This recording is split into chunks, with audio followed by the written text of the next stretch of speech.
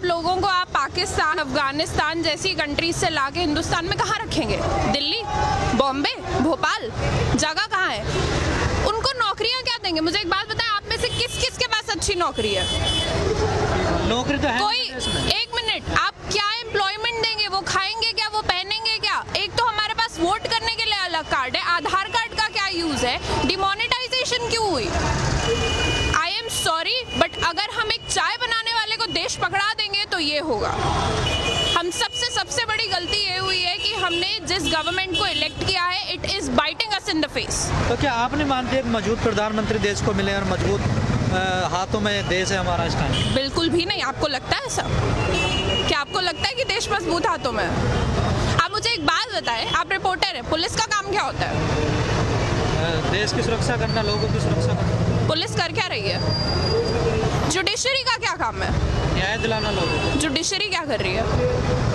सो आप देख रहे हैं, मैं लॉ स्टूडेंट हूँ, मैं कॉन्स्टिट्यूशन जैसे सब्जेक्ट्स को पढ़ती हूँ। ये जो कहते हैं ना कि बच्चे टेररिस्ट है, जो सुबह लोग बैठ के चाय पे ये सब्जेक्ट्स के बारे में पढ़ते हैं ना, कि न्यूज़ पढ़ते हैं, पॉलिसी आई, हम पूरी रात बैठ के उन पॉलिसीज को बनाते हैं, हम स्टडी करते हैं, हम रिसर्च करते हैं और हम इम्प्लीमेंट करते हैं। तो तुम हमें बताओ कि हम क्या कर रहे हैं? और हम जो प्रोटेस्ट कर रहे हैं ये बिल्कुल गलत नहीं है। कोई मुझे बता दे कि ये गलत है, मैं तो आपको मूर्ख समझूंगी। इसमें गलत क्या है? आपको डिसेंट में और आपको हम लोग we are showing you dissent. आपने पुलिस का अभी नाम लिया कि पुलिस क्या कर रही है। जैसे जेएनयू की घटना हुई है, कहीं ना कहीं पुलिस पे एक बड़ा आरोप लग रहा है कि पुलिस ने ठीक से काम नहीं किया।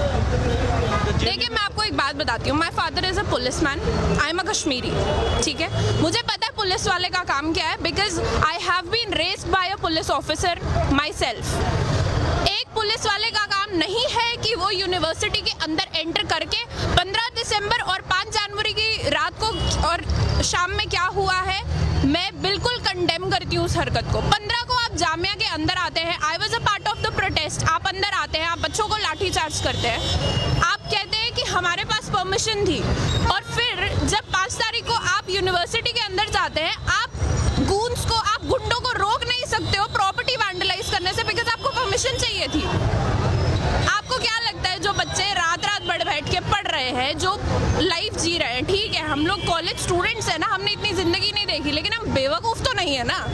आप हमारे मुंह पे आके हमको बता रहे हो, कितना और बेवकूफ़ बनाओगे जनता? लोग ये तो जानते हैं कि पुलिस तो सरकार के अंडर में होती है, और जैसे सरकार आदेश करेगी वैसी पुलिस काम करेगी। This is World War III।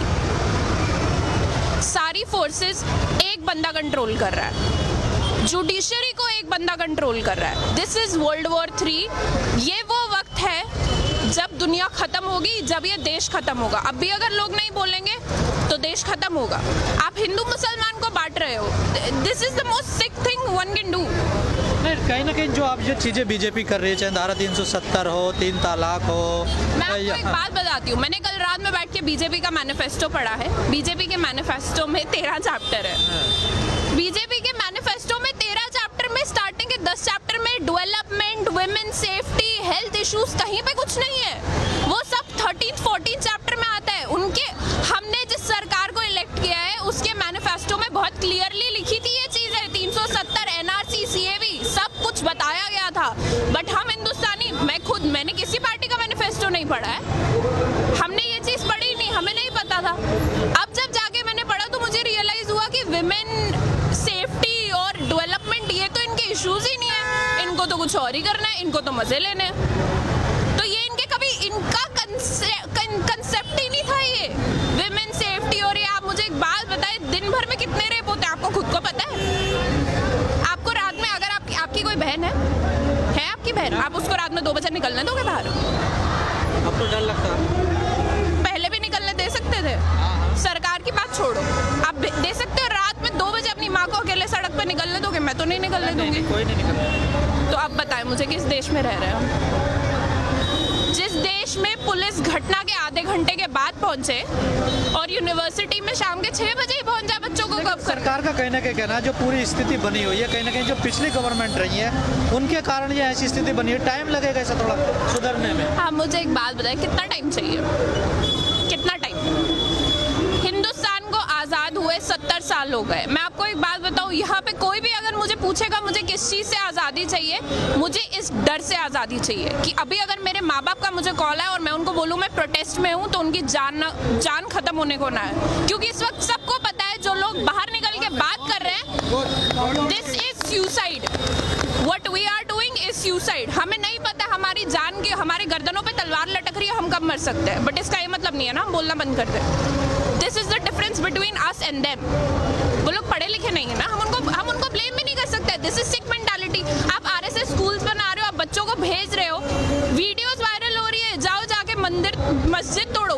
क्या बच्चे हैं वो, जिस उम्र में उनके हाथ में पेंसिल किताब पकड़ानी चाहिए, आप उनको मंदिर मस्जिद सिखा रहे हो।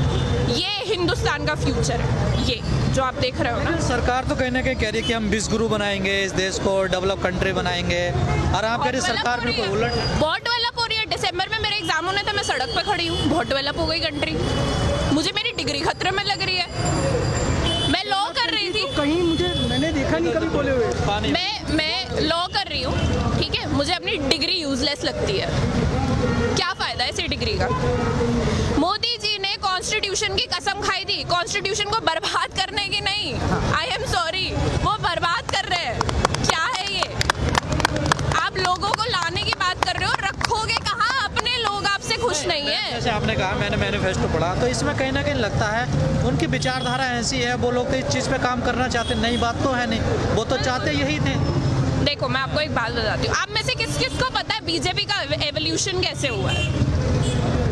बीजेपी पार्टी बनी कैसे कि 70s के टाइम पे जब इमरजेंसी आई थी, तब एबीवीपी ग्रुप बनाया था अरुण जेटली सर ने, जब वो डीयू में एलएलबी कर रहे थे।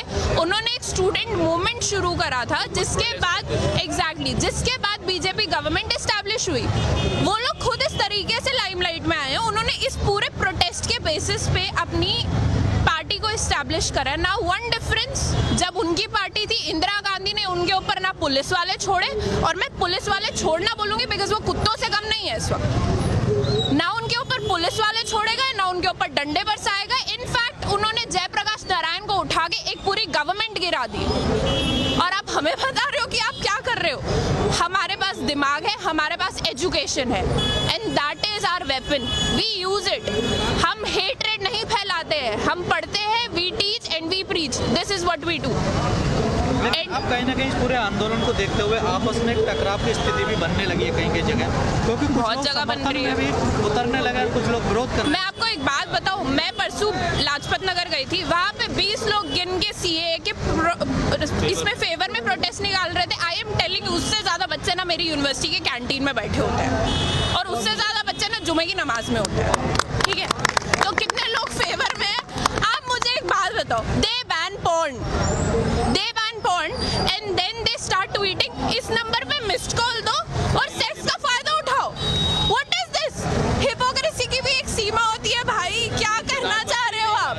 ये आप ट्विटर पे नंबर निकालते हो कि कॉल करो, मतलब ये क्या तरीका है समर्थन पाने का?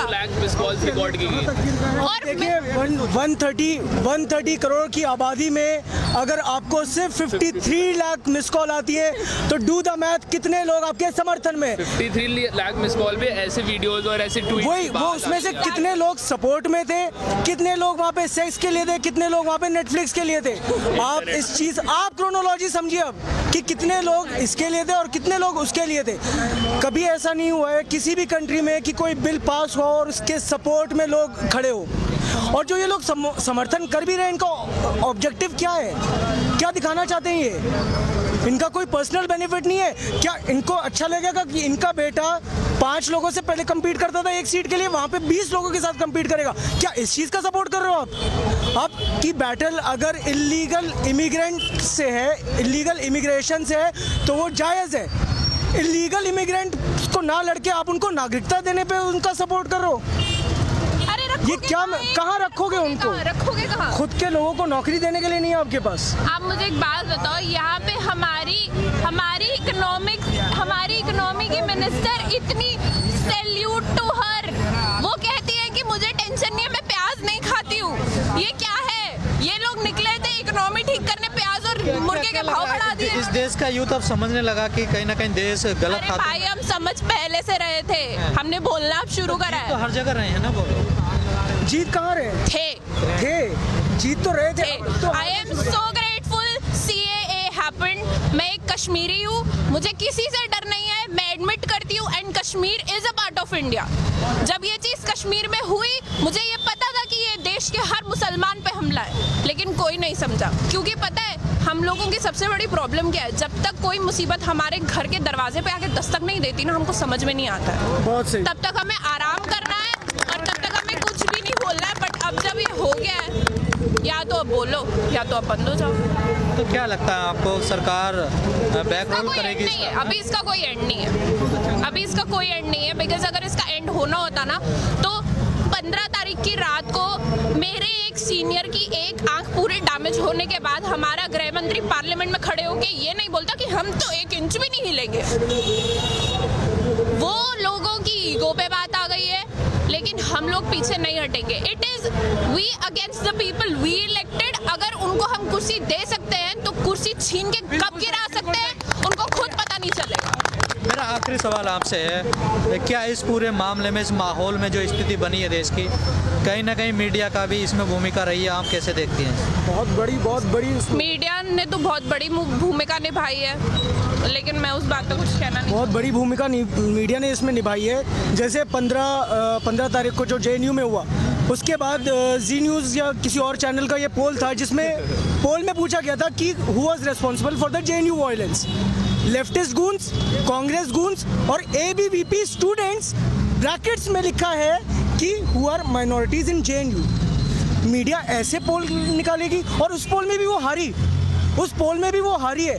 तो मीडिया ने जो भी एक्यूजिशंस लगाए हैं स्टूडेंट्स पे, मीडिया ने तो यहाँ तक ये भी दिखाया है कि भाई लोग यहाँ पे खड़े होकर नारे लगा रहे हैं कि पाकिस्तान जिंदाबाद और हिंदुत्व की कब्र खुदेगी। देश के किसी भी मुसलमान से जाके पूछ लो किसने ऐसा बोला होगा कि हिंदुस्तान में हिंदुत्व की कब्र खुदेगी। ये दिखाने का कोई तुक ही नहीं बनता है। आप पूरी तरह बिके हुए हो, मीडिया पूरी तरह बिकी हुई है। हम आवाज़ भी उठाएं तो उसको चेंज करके दिखाया जाता है लोगों को। लोग भड़केंगे नहीं तो और क्या होगा? ये तो गुस्से की बात है ही, जाहिर सी बात। जो चीज़ टेररिज्म बॉम्ब ब्लास्ट ने इस्लाम के लिए करी, वो इस वक्त बीजेपी। भाई क्वेश्चन करने हमें आए। नहीं, हम पूछ रहे हैं। एक मिनट, अरे एक मिनट चाचा, आप बोले। देखें जो चीज़ टेररिज्म ने इस्लाम के लिए करी, वही चीज़ गोदी मीडिया और बीजेपी हिंदुइज्म के लिए कर रही है। जैसे एक जो हिंदू संगठन है उसके नेता का बयान आता है कि JNU में जो हमला हुआ वो हमने करवाया। क्या आपको नहीं लगता जैसे सीरिया में, इराक में या अफगानिस्तान में ऐसे संगठन अलकायदा वगैरह अपनी जिम्मेदारी लेते थे कि हमने बम फोड़ा? क्या देश उस तरफ नहीं जा रहा है? क्या लगता है? हमारा देश तो बहुत पहले से वहीं पे था। हमारा देश तो बहुत पहले वहीं पे था। आप मुझे एक बात बताएं, यहाँ पे यूपी में क्या कहाँ पे क्या कुछ नहीं होता है। मैं आपको अगर इस वक्त अभी इंसिडेंट्स गिनवाने पे आऊंगी ना, it would take me 2 days। Rape होता है, लड़की को जला दिया जाता है ऑन स्पॉट। एक MLA आगे एक बच्ची का रेप कर देता है। इतनी सी 9 साल के बच्चे की रेक्टल ब्लीडिंग हो गई। Dude get a life. और आप मुझे कह रहे हो कि देश वहाँ जा रहा है। हमारा देश बहुत पहले से वहीं पे था। हमारा देश बर्बादी की कागार पे पहुँच चुका है। This is how we stated कि हम बर्बाद होने की कागार पे आ चुके हैं। गांधीवाद, बिस्मिल की पॉलिसीज, अंबेडकर की पॉलिसीज जो भी थी वो सब खत्म हो रही है। और जो गोड से आ गए हैं वापस। आखिरी सवाल मेरा आपसे, कुछ लोगों का कहना है कि जो रेड विंगर है ये इंडिया में नहीं, ये पूरी दुनिया में राइट विंग जो लोग हैं वो पूरी दुनिया में एक तरफ से आ रहे हैं। चाहे आप डोनाल्ड ट्रंप को देख लीजिए, ईरान पे हमला हो रहा है, कहीं ना कहीं ऐसी स्थिति बन रही है ये पूरा देश में, पूरी दुनिया में ऐसी एक ये माहौल चल रहा है। इसमें कहीं ना कहीं मोदी भी एक हिस्सा है उसमें। बिल्कुल है, क्यों नहीं है जी। देखिए ये जो यहाँ पे जो देश में ये जो ख़राब माहौल बना है, ये कब से बना है? आप मुझे खुद बताइए कब से बना है? जब आपने CA का वोट किया, CA को पास करवाया, CAB को CA बनवाया, उसके बाद से ऐसा माहौल बनना शुरू हुआ है। ये लाया कौन बिल? क्या कांग्रेस ही लाई थी? क्या कांग्रेस ने ये पास करवाया था? ये बीजेपी ने करवाया था। बीजेपी को ही बचना है, पूरी दुनिया को भी बचना, पूरी दुनिया को बचना चाहिए। देखिए यूनिटी और पीस वर्ल्ड इश्यूज है।